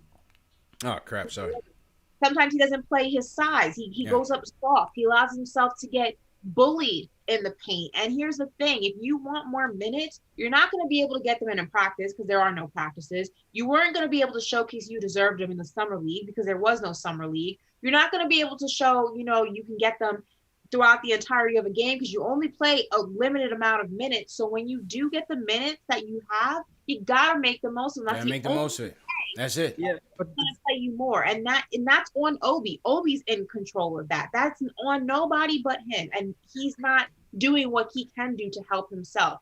Also, and some of the blame has to go on him. Gotcha. And I even can't kill him for that because like right now, as the offense is constructed with the second unit, it's IQ. It's IQ and Burks. They're not running plays for him. Yeah, it's IQ and Burks taking turns, pull up three, pull up, pick and roll, pull up 3. Eventually, sometimes you'll get a post for Obi in the corner, a post for Obi in a 3 for Obi. Like they're not doing pick and roll for Obi as a finisher out of Amari at all. But it's frustrating, man. It's frustrating because listen, I'm okay with IQ's play. Of course, he's been a bright surprise this year. He was forcing it tonight with the floaters.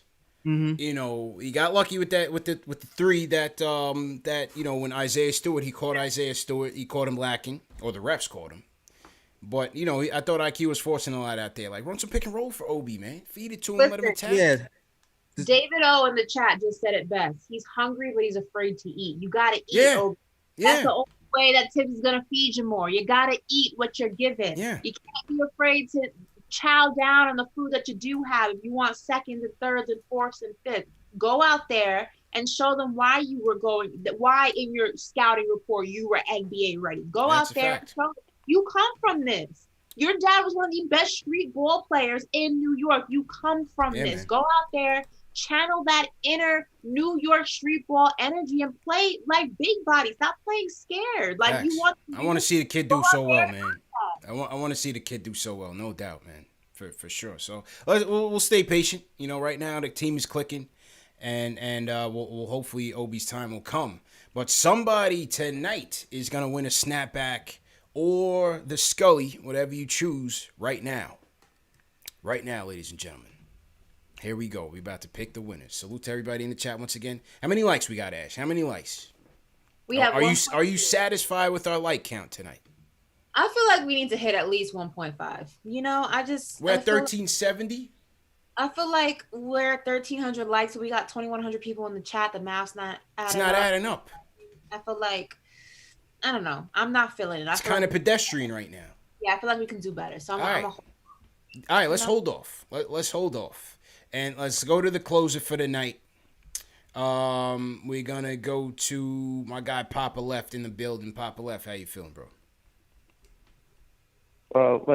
Let's calm down. I'm not the closer.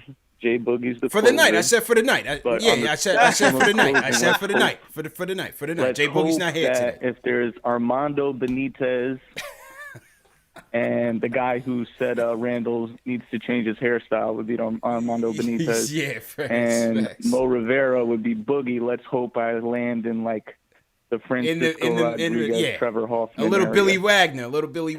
Yeah, no doubt. Yeah, man. I think this channel is amazing. I think that one of the bright spots of COVID has been this platform that's leveled out people on the same channel, whether it be celebrity, Mr. Make His Cash Stretch Longer Than Giraffe Next, $100 super chat, Lloyd Banks. Yeah.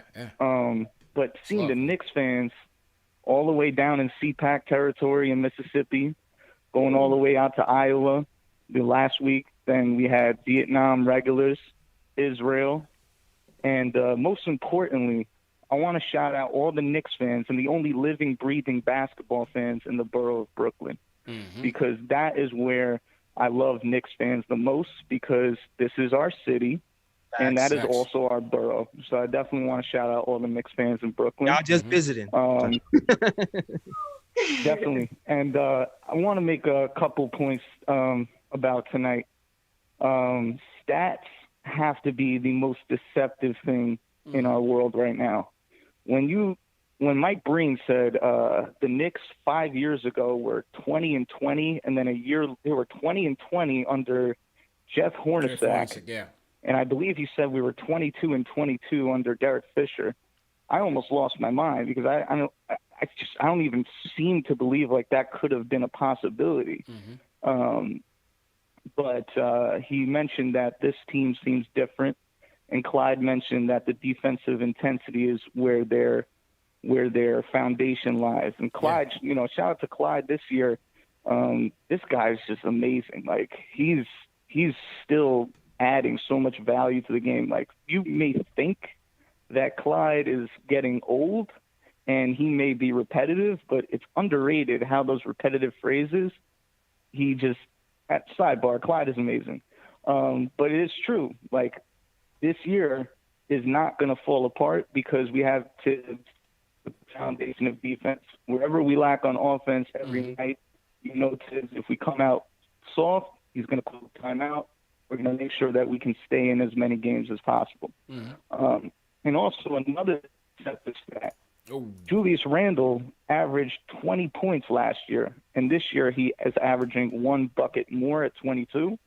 And that's also just mind-boggling because if you look at the variety of Julius Randle's game this year compared to last year, what he's doing on the court, the timing, the absolute mastery and control of where he wants to go with the ball. Facts. He's doing whatever he wants. Put in a position late in the shot clock today to shoot a three, the confidence that he has from three, it's just night and day. It's absolutely incredible.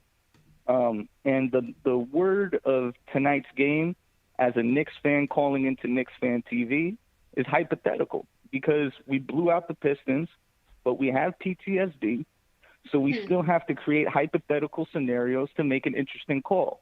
So since tonight was a complete destruction of the Detroit Pistons, and there was that little moment where Dennis Smith blocked D Rose and we had our little psycho moment, but he faded away and we won the game. So the hypothetical thing that I'm kind of freaked out about or upset about is Tibbs, even when we're losing by 15 or 20 with 2 minutes left. Yeah, it was a tonight little we're winning by 15, 20 points with 2 minutes left. It's just it's kind of strange that he gives the quick hook to Quickly. But even late in the game, we can't get Knox in the game. We can't get Obi in the game. We can't get Frank in the game. And I'll point back to the Knicks Cavs preseason game where we came back. That was an all youth lineup, and it seems like our youth kind of plays better together because there's like an unknown ranking leadership, and they kind of feel like more comfortable to play to their strengths and more comfortable to make mistakes. But I really would like to see the young guys play a little bit more, especially whenever there's an opportunity where the risk is that low when you're up by 20. But this just goes to show that going forward, and I'll let you guys talk about this, the risk of Tom Thibodeau trying to cap his career with a championship while grooming a roster that's pretty much has its value in its youth and its assets. At what point is Tibbs going to push with Leon Rose and Wes to jump the gun? And because we are ahead of schedule, that is creating, down the line, this is the hypothetical, how I want you guys to talk about. It's so tough because we love the guys, we love the young guys, but it almost seems like Tibbs is it's not going to happen, willing bro. It's going to happen, man. I appreciate develop. the call, bro. Appreciate the call. It's going to happen eventually. I think after this draft, it's going to come. You're going to get 3 more picks coming in. Whether they field all 3, we'll see. But it's going to happen, bro. It's going to come soon. And they should. If they feel like, okay, that they can make the deal that they can make, that it's not going to kill this team, go ahead. I'm okay with that, JLs. You got to pay to play, man. You got to roll the dice in the NBA. But it's got to be for the right play, and it's got to be for the right piece. Yeah, Knicks fans, we're caught in this PTSD middle where we've made moves like this in the past, and it's came back to haunt us. So it's really difficult for us to kind of survey the situation and realize when is it good to actually use the picks and when it isn't. You know what I mean? Yeah. And I think that's because we just keep going back to the Melo trade and Antonio McDyess trade and all these and trades. Every other trade in the last 20 years. Trade, they all been terrible. Even when we brought Marcus Camby and Jason Kidd here, I feel like, man, we really gave up all those picks for Marcus Camby and Jason Kidd, even though I loved them when he was here for the 54 wing team. I just feel like we continue to just give up too many assets all the time, and it's kind of I think we're still trying to figure out when is a good time to pull the trigger and when it isn't. But one of the players that people Knicks fans definitely keep throwing the name around, and it's no secret that, he hasn't been happy in Sacramento and he's been looking for other teams, and Knicks are apparently one of the teams reportedly consistently on his list. Buddy Hield is a name that's constantly thrown around that probably wouldn't cost you an excessive amount. And also, just got the notification that he became the fastest player in NBA history to reach 1,000 3-pointers made in just 350 games. So he's a shooter for real. The Knicks need shooters. What would you be willing to part with for a player of that caliber that's still relatively young? I think he's only 27, 28 years old. So that would be a smaller deal, though. Yeah, you know what it is for him, for Buddy Hield? Like, I go back and forth with him because he's supposed to be just a big 3-point shooter, and he's having another down year. Like, it's funny because his percentage, that's the tricky part, man. Is it a down year, or is he self-sabotaging? So well, you hope it's not the latter, because you hope when he comes here that he's on his P's and Q's. You know what I'm saying? Now I agree with you. Like, he had this phenomenal stretch where he's hitting over 40% from three for this many years, and he's like, all right, this is the guy we want. But then, if his role is a little bit lessened, is he going to give you that same effectiveness? Because that's what I think I think is happening right now. His role is diminished a little bit, and because he's not getting the touches he has, his percentages is dropped. And when he's here, he's going to be a gunner, but I don't think we're going to need him to be a gunner with like that much volume with him having the ball in his hand. He's going to be more of a catch and shoot guy only. And if that's the case, like, is he going to be effective for us for the amount of money he's going to cost? And that's the question with Buddy Hield. I've gone back and forth. I've been yay and nay on Buddy Hield like 3 different times this season, off season. It's so hard gauging players who are clearly unhappy in their situation. Yeah. Like, you can see the way a player plays and performs in a situation that he's happy in, and then obviously if trades and things like that transpire afterwards, but you saw them in a space where they actually enjoyed playing with a team in the city that they are. It's always hard to kind of gauge what a player wants or what a player would be able to contribute rather to a team when he's in a situation that they do not want to be in. Yeah. And that's always something that's always been hard for me to gauge. I mean, it's not everybody's like a Bradley Beal who, has such a loyalty to the Washington Wizards that although they're a sinking ship, he just refuses to jump. I mean, a lot of players, you can see it in their mannerism, their body language, and their performance when they really want out. And it's hard because that's usually the only time you're really able to kind of, that's the only time trade talks and swaps and those conversations even transpire. But that's the only performance that people remember. NBA fans have a very short-term memory. So it's a very odd time to be in. Definitely. I think what Popolef is referring to, I think it's a Beal type trade. Oh, no. At what point they get where they're going to package up multiple assets for a guy that can really change the trajectory of this team. Right. Not just make the playoffs, but make noise in the playoffs in 90 seconds in conjunction with what you have, in tandem with Randall. You don't want to trade RJ. You want to bring this person in with RJ, with Randall, with Mitch, right? So at what point or do you have enough depth in draft capital, in salary cap, that you can package that up, make a trade for a guy like that, and still be good money to keep competing and really start making noise? I don't think you're able to keep those guys if you go after a Bradley Beal. That's the thing. Not all of them. Not all of them. And then also with the Bradley Beal situation, let's say hypothetically you do, right? And you clean house and you trade away draft capital, and you trade away future picks and things like that for Bradley Beal, right? Yeah. Then essentially it's kind of the situation that he was in Washington when John Wall was out, and it was really just him and that team. You're not surrounding him with any supporting players because you had to get rid of a big chunk of them to get him in the first place. You're kind of just moving him from a situation that it was just basically on his back to perform and to bring the team into the playoffs. You're just moving him into a different city. I think that if you need more, it would cost too much to go after a Bradley Beal, that I just don't think the Knicks are in the position where they have to win right now. That's more of a move you make when you have a bunch of guys on your team that their window is starting to close. So you trade away all your young guys. You basically clean house because you know that you only have a small window of opportunity to win with the vets that are on your team. And you know that if you don't win, you're going to be in a rebuilding era anyway. If you do win, you're going to be in a rebuilding era anyway. But the Knicks are in the opposite situation. They're not expected to win anything big. So they are in their rebuilding era, but they're now towards the middle of it where you're not at step one anymore. Right. Now you're of things, so you have to be really careful about how you're maneuvering it. I think you go another year, you draft, you keep all those picks, you draft them. You know they're gonna pick players that are ready now, right now. No projects, and you see what this team looks like with another free agency year, another draft year. You see where they end up if they make the playoffs this year. Do they take another step next year, and then you make your move? You know what I'm saying? I think, and then you make your moves. You see where you're at. Yeah, I think it's a combination of that disgruntled, because the key part of the star is the disgruntled star, because when it's disgruntled star, sometimes they're worth this, but then they're trying to get out, so the price tag drops. Yeah, they diminish their value. Diminish their value. Diminish their value, no doubt.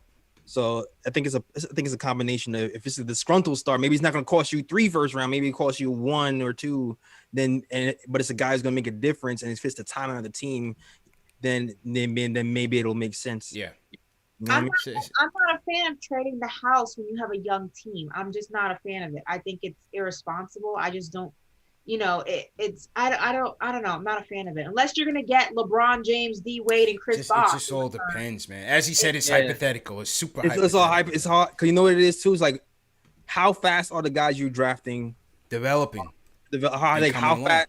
Exactly. Like it depends. It's timelines too, right? Yeah, it depends. Timelines, because if you have Julius Randle, who's coming along, you have RJ Barrett, you feel like you might take a next step, then you start to see, okay, what's the timeline now? Are we still in the timeline to groom a guy who's going to draft this season? Unless the guy is like already ready, like, or close to being ready, like maybe a Quick who can already contribute right off the gate, even though he's not like, a guy who's a starter. But if you draft guys like that, that's different. But so it's a lot to consider, because yes, you want to draft guys, and yes, you want to groom guys long term, but you also have to consider timelines of the guys that are here already if you're trying to make moves. So I just don't believe in trading your assets. I mean, why can't, if you build a team with the assets that you do have, and you build a team that players want to come to, free agents will find you. You don't have to go out of your way to make these massive moves to trade and get other players. The players will find a way to you. I just don't think you have to trade your assets to get. There's another way to the same destination. It depends, though, man. It depends. You got to pay to play. Toronto did it. You roll the dice. They brought in a guy that they had no idea whether he was going to stay there, and he didn't, and he won him a championship. Sometimes you got to do that, Ash. You got to pay to play. All these guys that you draft and you groom may not all turn out to be great players. Some may be good, some may be trash, some may be traded along the route. Just because you build it and you maintain in flexibility doesn't mean you're going to put something competitive on the floor. This is the NBA. It's a star-driven league. Even with 18 and 17, we're celebrating one game over 500. But what good is a star player on a team with no support? Well, we don't know though. That's the thing. We got to figure it out. That's what I'm saying. You got to continue building and see if you can still keep a nice portion of that supporting cast and trading off some, but still keep your same trajectory. This is what the Nets. You try to keep your core together as much as possible. You try to keep your core together as much as possible. But, understanding that some are going to be gone. All these guys are not going to be here. You have salary cap, you have roster space. All these guys that they draft are not going to be on this team. So some are going to get traded regardless. And I think and that's why you move some of them, you know what I mean? Yeah. Because if we have all these second round and first round picks coming in, all of them are not going to be able to play. Right. That's the reality of it. So that's when you start to think, when you try to, okay, maybe I'll trade 2 picks to go up a spot. Like maybe you start thinking like that, or I'll trade a pick and a guy who has potential for, like, you start to think like that to build out your team. But it's a balance. There's no really one good answer. No, it's no perfect routes, and we talking hypotheticals. But I'm saying you got to pay to play. Lakers packaged up everything, all the young pieces, and got it for Anthony Davis because they knew LeBron was a game changer and he was going to deliver it for him. Even if you look at the teams that have done that, you look at what the Heat did with the big 3. I mean, they were terrible for years. They went ahead and they were able to secure all those players. They basically cleaned house, won a couple of championships, and then you were in a situation where you started from ground zero again. And the difference is that I don't think the Knicks are in the position. I think the Knicks are in a better position than the Heat were when they went ahead and made that movement, because they have players that have a lot of potential. They have players that I think are going to be part of this franchise for the long run. And the unfortunate thing would be to go ahead and move that before you see what it can do and prematurely make moves that can go ahead and jeopardize the trajectory that you are headed in. Because listen, if you trade away your assets, then you better hope that you win a championship in the next few years. Because if you don't, you're back from the beginning. You're back starting all over. That's the gamble. That's what happened with the Brooklyn Nets. Traded away all their assets to get old ass Paul Pierce, Kevin Garnett, were way over in the luxury, and what happened? Not a damn thing. They had to start all over again. Yeah, you're not talking about trading all out your players for like 30, for like 40-year-olds. Like, no. Yeah, that's different. But what they're doing right now is different. Let me give you the Brooklyn Nets now. If those guys don't win in the next few years, they're in the same situation. Right, but it's a gamble that they got to take, Ash. It's a gamble that they have to take because they have KD, they have Kyrie. You know, not to speak on them, but it's a gamble that if I'm a GM, I'm taking it. You got to take it. And for us though, it's different. Like for us, we talk about moves and potential moves. You just have to recognize who our core is. Like if you're looking at it, it's okay. Well, maybe RJ is the core. He's doing well in the second year, so maybe keep him. Maybe IQ is the core because it's a guy who shoots threes. You haven't had that in a while. Maybe keep him. It's just figuring out who the core is, and then seeing who the supplementary pieces are, and then trying to move those supplementary pieces and package those for a core, another core. Agreed, man. Agreed. But good chat. Great debate. Salute to everybody in the chat once again. Hit that thumbs up button for your squad. We got to get up to 2,000. Oh, okay. We did break the 1,500. All right. So we broke the 1,500 off that debate alone. So let's go ahead and give away these snapbacks and wrap this show up. Tonight's winner is, and you're going to get to choose between the palm hat and the snap. And that winner is Troy Griffith. Big up, Troy Griffith. If you're in the chat, you're going to go home in one of these, either the Palm Scully or the snapback, brand new with the tags. Salute to Troy Griffith for winning it. JL's go ahead and sign out, bro. All right, man. Shout out to everybody who supports, man. If you want to listen to or watch some KOT content, go to youtube.com/NickTimeShow and watch the content that we put out over there on every other day. Also, follow us on all social media. That is the KOT Show on Twitter, the Nick of Time Show on Instagram, and follow us on the blog too at nickoftimeshow.com. Get some merch, read the blogs, enjoy all the content in all those areas. And yeah, that's it. That is our show. Back to UCP and Ashley. All right, Ashley. As usual, you guys can follow me on Instagram and Twitter at Ashley Nicole Moss. You guys can also follow my YouTube channel, All In with Ashley Nicole. I put a little collection video of the things that I've done over the past year up there, so make sure you check that out and hit the thumbs up for that video as well. And I will be back with the guys as usual for the next Knicks post game. Yes, sir. And that is Tuesday from the Alamo, Knicks in San Antonio. It's gonna be an interesting battle, man. We're gonna see what they're made of against a formidable Western Conference opponent. Should be a good game. Looking forward to it. Remember, this show is available in audio podcast format. So if you miss it on YouTube, you could always catch it the next day. Apple Podcasts, Spotify, Google Podcasts, all major podcast platforms under KnicksFanTV. For those of you that do listen on Apple Podcasts, very important if you guys leave us a review. That's how you start to climb up the charts, and we definitely appreciate you guys supporting us. So let's let the sports world know that this is the #1 show for the fans, by the fans. Make no mistake, that is KnicksFanTV. Shout out Troy Griffith. He's in the chat tonight. So salute to Troy. We got John Louis, part of the Frank Hive, checking in from Paris, France, on the early flight. So good morning to John Louis, man. And let's salute some of these super chats that also came in. At Freak NY says KFTV, appreciate it. Jeffrey Vasquez says, stop the count. Salute to my Knicks fam. This year has been a great ride. I don't see us making a big trade, but we will get assets and got $15 million to play with. Hashtag Julius, hashtag the Black Messiah, Randall. Yeah, man. Salute to Jay Boogie. We didn't hear from him tonight, but salute to him anyway. Big Surge, does anyone find it odd our trade ideas and player debates end up in Berman's articles? Oh, shit. Things that make you say, Things that make you go, Salute to Surge. No punches pulled in the chat, man. Jeez. That's why I rock with you, bro. Hey, you be the judge. You be the judge, man. G Mark, what's going on? It's $10 super chat. Appreciate it. Larry Israel once again says the most underrated trait in the NBA is strength. No height or length. The ability to rip and go. RJ and Julius have it. I agree with that 100%. Greg Film Stuff. Is it too early for third team all NBA discussions for Randall? Would love to see KD's face now when the Nets win. No one cares. When the Knicks win, the city feel is different. You chose the wrong squad.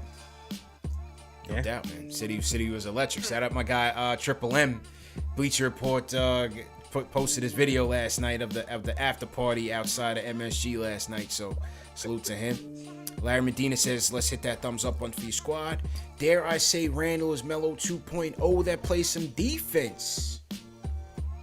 Hey, not to knock Melo, man, but yo, Randall's number one. He's in his bag offensively, and he's coming through on the defensive end, facilitating. I want to hate on it, but I can't. You can't. You can't. How can I want you, bro? to defend Melo, but I can't. Yeah, yeah.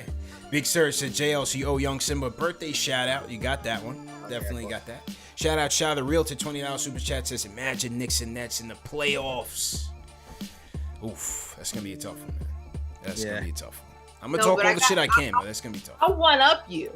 What about if the Knicks actually took down the Nets in the playoffs? Just man. sit on that. If that happened, yo, sit on that. What? I'm going to be annoying. I'm telling you. That happened. If that happens, y'all catch me on 7th Avenue. I'm streaking down the block. I'm gonna be on the marquee. Couple laps around Madison Square Garden. CashFanTV, simmer down, CashFanTV. The lights have gone up. Please, simmer down, CashFanTV. Simmer down. She is serious. She's very serious. I'm dead serious. Yes. That's definitely happening. Yeah. Arrest me if you want, NYPD. We out there. Happiness My Pursuit says, have them come to us. Any player that wants to play with us and with this grit will be worth it. Can't buy chemistry and mindset. You build it. Louis B says, my favorite outtake from this 3-game win streak is Frankie Smokes back in the rotation. Great W. Stay safe and healthy. Louis B from Shaolin. Paul Robinson says, CP Ashley J. Ellis, if we stay at 4th, who are you trying to play at 5th? Just play who your schedule is, man. There's no easy games. It's whoever's there, you play, and you hope they win. Yeah, that's man. it, man. It's too tight to call right now. Who knows? Too tight. You got to see who ends up 3 there. days from now. Yeah, you got to see who ends up there and how we match up, man. Once again, Lloyd Banks, appreciate it. $100 super chat. He says, MYK, salute to KFTV.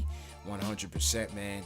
And that was followed by... wow, that's a lot of super chat. Followed by Chuck D says, Cats is smelling the apple now. Good aroma from the microwave. Get choosy. Don't ruin the chemistry. Shout out the Realtor once again. Appreciate it. Big Johnny says, you guys are the best. How do you all link up? I'm still with that Mo Bamba for Knox or Frank. There's a lot of people calling for that Mo Bamba stuff as well. Yeah. I don't know. We'll see where he ends up, man. See how he ends up. We'll do the origin stories on another show, but appreciate the call. Mahir Mayer says, salute KFTV. What do you guys think of acquiring Mo Bamba? He can add some spacing and rim protection. Played well against the Jazz last night. Again, if you can get him on the cheap, fine. You know, we're looking for cheap deals on the margins. Yeah, I kind of like. I had the debate on KOT too. It's like I like Mo Bamba. I like that. Like if my thing is if you feel like you're not going to re-sign somebody, then move them to get somebody else. And Mo Bamba to me is a guy where there's no pressure to start him over Mitch or Noel, so you can bring him along slowly if needed. Yeah, and he can bring you rim protection and possibly 3-point shooting later down the line. But that's only if he's like interested in being here long term. Because it's a contract. Yeah, I really want to give up on my boy Kev, man. That's my problem, J.O. Kev is my boy, man. Yeah. Man. Like I don't want to give up anybody either. Yeah. But it's like I got a mental block when they excited when Kev hit the floor at the Garden. Yeah, right. In garbage time. Kevin's from Kentucky. I don't think they're gonna move Kev though, because they still have a year on him. You know what I mean? Right. I feel like he's from Kentucky. So you know how that is. Like they're not. Yeah. Young's go against that whole Kentucky thing that I said, but that's okay. Right. Every dog there's a an exception to every rule. Yeah. We'll see though, man. Young Simba says, am I the only person who's surprised when Julius' shot doesn't go in? # Lefty Gang. It's becoming like kind of automatic, man. Got your open $10 super chat. Appreciate it. Mr. William 1072. I propose Kev. Here we go. Kev, Frank, and a number 2 and Elf for Kyle Lowry. Raptors ain't trading Kyle Lowry, man. There's no way of doing that. That's not happening. Yeah. Legal Center, Peyton Hive says, front office signed Peyton to be the starting point guard this year. Tibbs is starting Peyton again. I'm not so sure. You got him on a 1-year, $5 million deal. I think he was the best of what you could get. And I think they're always looking to upgrade at the position. You're always looking to upgrade at the position. I don't think Peyton was plan A by any stretch. They waited till damn near free agency was over, JLs, before they made it official with him. So Exactly. 1 minute before it was over, they was like, we'll bring you back. Yeah, no, I don't see it. Lorenzo It's D. nothing, Lorenzo D228 says, I'm a Knicks fan from Mississippi Gulf Coast. David Blumberg says, salute to you guys. Let's go Knicks. I don't really want to see Frank out of the rotation when Alfred comes back. Rhyme Animal Chuck D once again says, Obi is first year green. He's not a guard, so he has to figure out who he is and how he gets the rock. That's He, what I'm Knox, saying. and Frank need to continue to learn Tibbs. 100%. 100%. Gotta Be Legend says, since a $2,500 Costa Rican cologne. Says, y'all are tripping. Obi's playing behind an all-star. When was the last time we had a rookie play behind an all-star? Stop it. Dog says, what's up with the Fulton Street knockoff likes? Let's get them likes up to 2,000. Run it up. CP Ash, JL's holla at you, boy. Fat Boy with Kick says, man, y'all are tripping. We watched Frank for 4 years, Knox for 3, but Obi rookie season, we were already talking about he trash. This whole take is cap. Wow. We didn't say he was trash. No one called him trash. Probably the chat. The chat gets very rambunctious. It's probably in the chat. Hold on, to say, I don't remember us saying that. No, yeah, we didn't call him trash. I wanted Obi. I was rallying for Obi for 6 months before the draft. I'm very upset that this is the situation that we're in because this is not what I anticipated at all. Yeah, I don't think he's talking. I'm with CP. I don't think he's it's talking probably about the chat. It's probably the chat that getting rowdy. Steve Vernon says Obi will be fine. This is Julie says tryout year. No one was expecting this. That's why they drafted Obi. We gave Frank Knox 3 years. Obi needs time. Angel Burials, appreciate it. Maurice Baker says, I'm Tibbs set all day. Tibbs set. But damn, I wish he could play the younger guys a bit more. John Michael Prego says, Heald's teeth are too heavy. Go Knicks. Michael Rappaport sucks. I like this guy. I giggled when I saw that. I like this guy. I like this guy. Pick and Pop, Super Chat, appreciate it. And Big Sirs, appreciate it, man. All right, people. Tuesday night, Knicks versus San Antonio. Appreciate all the mods for coming through. Chuck D. Lloyd Banks, special guest in the chat. Hit that thumbs up on the free